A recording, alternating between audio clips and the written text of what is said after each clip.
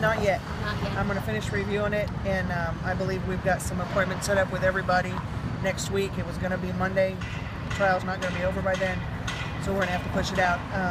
I'm going to meet with Terry Simonson right now so that we can get something put out to you guys. Excuse me, I got candy in my mouth. So that we can get something put out to all of the media outlets, so you've got something between now and then. And then as soon as I know this is over, I'll arrange for meetings to be set up, and we'll meet and we'll go through the report, and I'll answer any questions you have.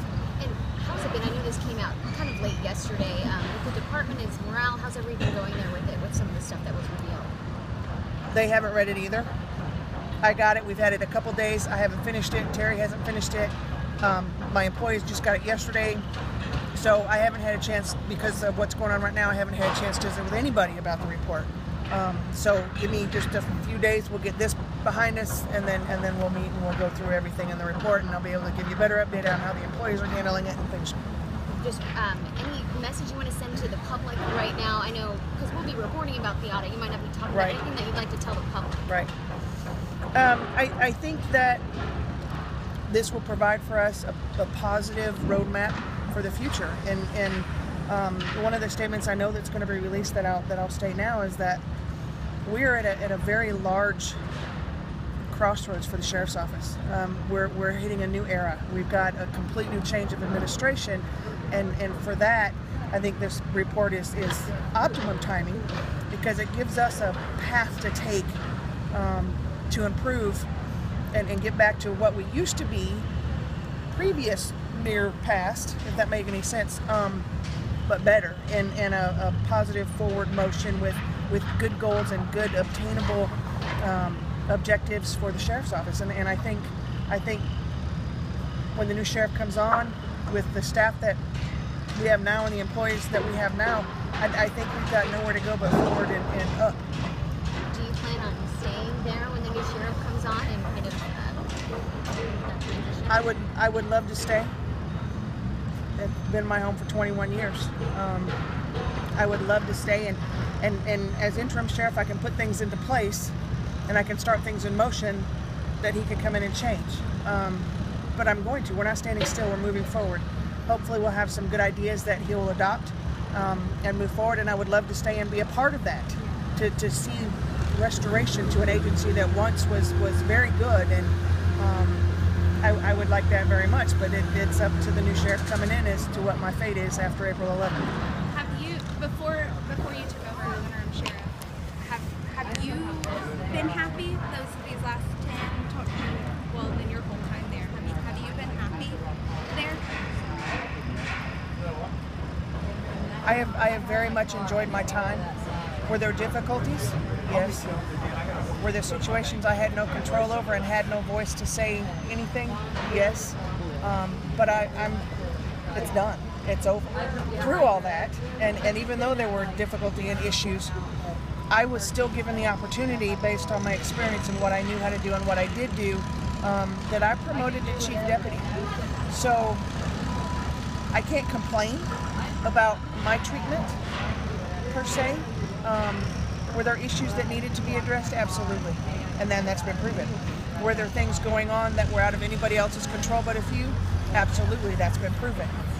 So I think that's why the CSI report is so very important, because it gives foundation and basis to what was, but we all have to also keep in mind that the sheriff, former Sheriff Stanley Glanz, ordered that report prior to the April 2nd event.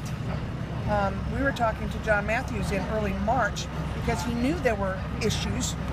He didn't know how many or of what kind for sure, but he knew he needed to get a handle on things. So even then he was being a little bit more proactive. I've enjoyed working in the sheriff's office. I'm proud of my office. I am proud of the employees that are in my office, and I'll stay as long as the new guy will let me, you know? Who's responsible for all of these issues? I mean, there was quite a bit. The list, we're just focusing on the report here, but it kind of sounds like you're saying former Sheriff Glanz ordered the report, but there's still these issues that seem to be compounding over 10 years. And who do we hold accountable for those issues at the sheriff's office? As I've said before, previous administration, the administration of the office makes a lot of decisions. They make a lot of allowances. They make the exceptions to the rules. They are the ones that set policy, and they're the ones that make the exceptions to policy. So, was I part of the administration? Absolutely. Absolutely. I'm the only one left. I got that, and I understand that, and I know that that's what the new sheriff's going to be looking at when he comes in. I understand that. But when it comes to reserve deputies, there was a distinct chain, and it's stated in the report.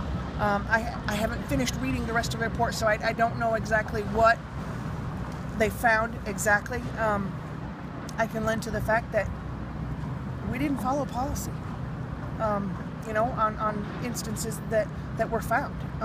And we've found that going through what we went through with Sheriff Glenn's removal.